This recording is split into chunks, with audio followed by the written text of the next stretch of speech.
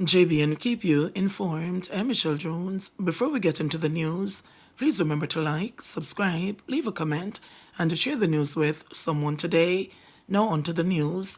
Suspect being sought following fatal stabbing in St. Anne. Detectives in St. Anne are searching for a suspect in the fatal stabbing of a man in Claremont on Sunday. The victim has been identified as 38-year-old Joseph Baker, a farmer of Cowley in the parish.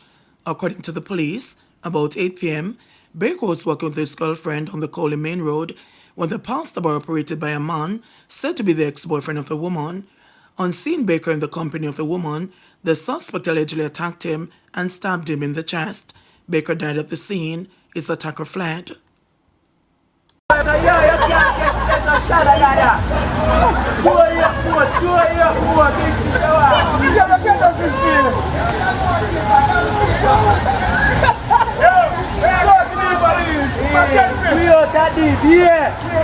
Taxi operators protest bad road conditions between Clarendon and St. Catherine. Scores of transport operators in Clarendon took to the streets on Monday morning to air their grievances regarding poor road conditions. The operators, who withdrew their services, say they have been operating at a loss after forking out several thousands to repair their vehicles. They say the conditions are especially poor along the Mapen to Old Harbour, Longville Park to Old Harbour, and the Longville Park to Mapen routes. They argue that the previous repairs were poorly done. One operator, Gawain Easy, claims his father lost his life as a result of the bad roads. My motorist killed him last Saturday, and his excuse was that he was swerving from a pothole. You understand? Killed my father on the opposite side of the road, on the sidewalk. And as me say, him excuse is a pothole. If you check the road right now, them full of pothole for true. So, Mr. MP, Mr. Prime Minister, I call for one man, fix up the road, man. Matter of fact, sell out the Chinese them the main road and make them fix it. We pay some toll, cause $1,000 we pay for fix one tire. We not the problem for we pay some toll on the main and make them fix it so we can have good road and the car them preserve and we life preserve as well. We around taxi and pick up stone and sand and dirt go throw in a hole. You understand? And I saw the water come and beat out and better poof. So it just a beat, we are go west. So right now, we can't take it no more. Police step on with case, transport authority, they mentioned examiner. The road, you can swim in there if you want, but the water not good for swimming. Fish, crocodile, mosquito, it's a breezing even. You see the hole them? Brother, can't talk about the whole man, because I carry me drive. But if you look for Chuck have to run from that out there, so. Another operator, Andrew Robinson, said operators have had to transport sand and stones to fill potholes, but the situation has become untenable. Josh shot and killed in St. Thomas. The St. Thomas police are investigating the tragic shooting of 23-year-old Jaheem Braham, otherwise known as Ja, who was killed on Sunday night. Braham, a laborer from Blacksmith Lane, was shot around 8:45 p.m. while at McLean Lane in Seaforth, St. Thomas. Residents reported hearing explosions sounding like gunfire, prompting them to contact the police. Upon arrival, officers discovered Braham with apparent gunshot wounds. He was rushed to a nearby hospital where he was pronounced dead. As of now, no motive for the shooting has been established.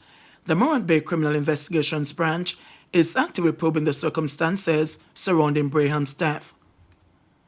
Smokey and Chichi charged after gun and ganja seizure. A couple from Bel-Air housing scheme, Runaway Bay in St. Anne, was arrested and charged with multiple offences following a police operation on Sunday morning. 46-year-old woodcarver Omar Henry, otherwise known as Smokey, and the shopkeeper, 34-year-old Stacey Allen, otherwise referred to as Chichi, now face serious legal repercussions after authorities seized the gun and illegal substances from their home.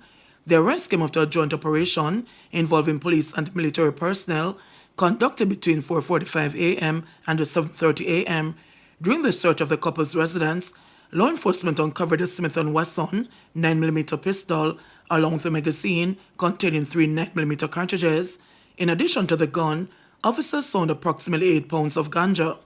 Both Henry and Hallin have been charged with possession of a prohibited weapon, unauthorized possession of ammunition, possession of ganja, and dealing in ganja. They were taken into custody following the operation, and their court date is currently being finalized. University student charging road debts of Good Samaritans. offered $3 million bail. A 22-year-old university student, Tor Anwar McIntosh of Roving Heights, Kingston 6, has been granted $3 million bail following his appearance in the Kingston and the St. Andrew Parish Court on Monday.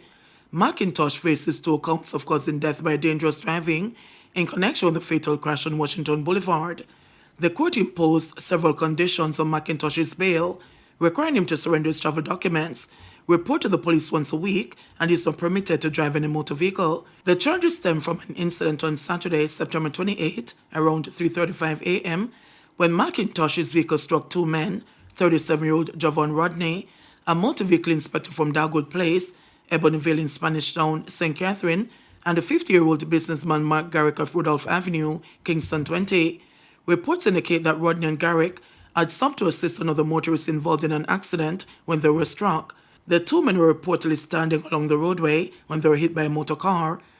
Both men were taken to the hospital, where they later succumbed to their injuries. The Duane Park police subsequently arrested McIntosh, who is now being represented by attorneys Peter Champagne Casey and Samoy Campbell. Operation Restore launched following fatal market shooting. In response to last week's violent attack near the market that left 2 people dead and 5 others injured, the Manchester police have vowed to restore peace and security to Mandeville. In an effort to reassure residents and prevent further violence, Deputy Superintendent Kerry Duncan led a police team on a tour of the area on Monday morning as part of a newly launched initiative called Operation Restore. We realize that persons are a little bit apprehensive as to what is happening, so we have decided as a team to come out to restore public confidence and public order within the public spaces in Manchester. And so this morning, this operation that you're seeing, we have dubbed it as Operation Restore. And as I said before, it's to restore the public order and public confidence of the persons within the space.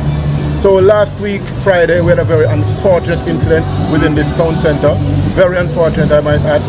And we want to let them know that we are here with them and for them. And I want to commit to them that what they saw last week, Friday, will never happen again in this township. DSP Duncan says his team is following strong leads in the incident and will be executing tighter security measures in several communities. He says entertainment events will also be restricted. We're following some very strong leads in that incident last week.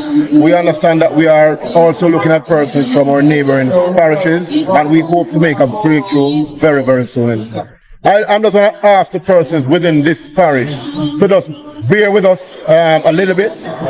Yes, we have some tighter security measures within the space, in that we are looking at some areas, particular areas. We are doing some shutdowns because, as we understand it, persons are looking at places where people gather to exact revenge killings. So we are looking at shutting down some areas. For the time being, for the majority of this parish, we won't be having any events being permitted in certain areas.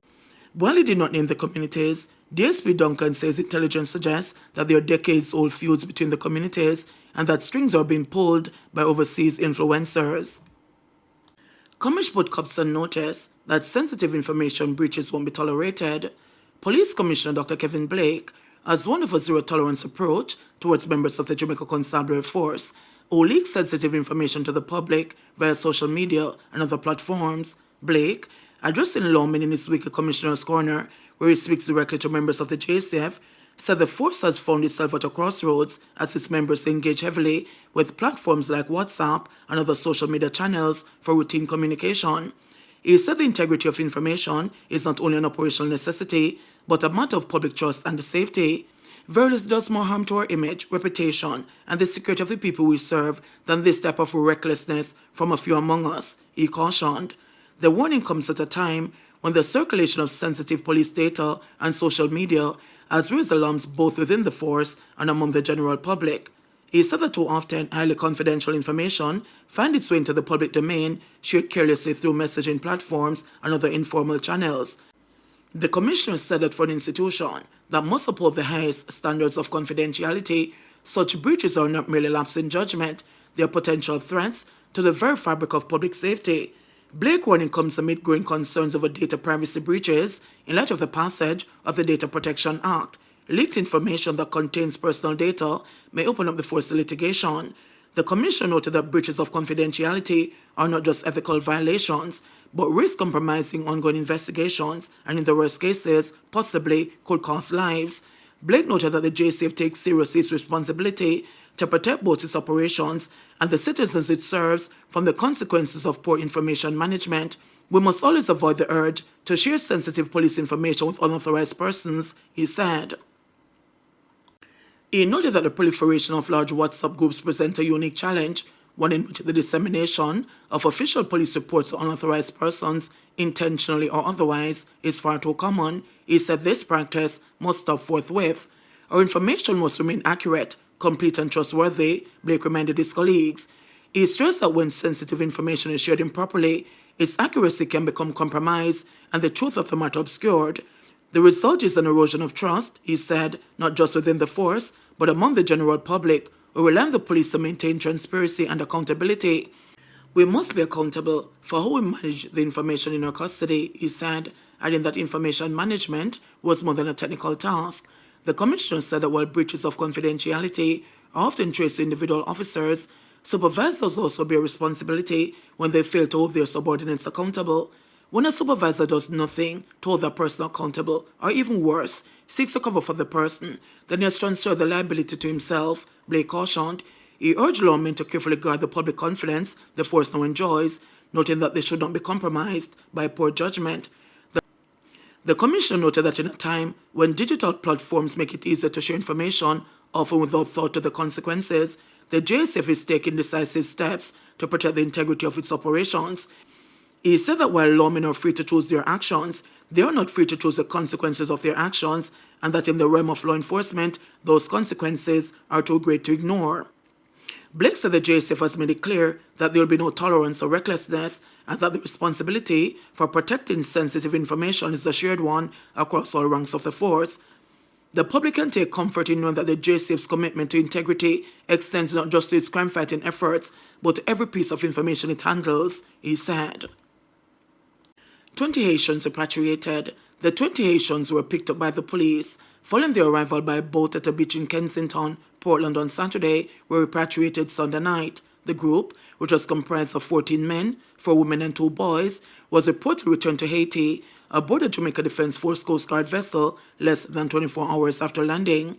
The Haitians had earlier claimed that they were fleeing persecution, civil unrest, gang warfare, and economic hardships in their homeland where water and food is scarce. Additionally, members of the group who spoke through an interpreter alleged that persons are being brutally slaughtered and raped by gang members in Haiti. JBNN will keep you informed. Please remember to subscribe, like, share, leave us a comment, and click the notification bell to receive our daily news items.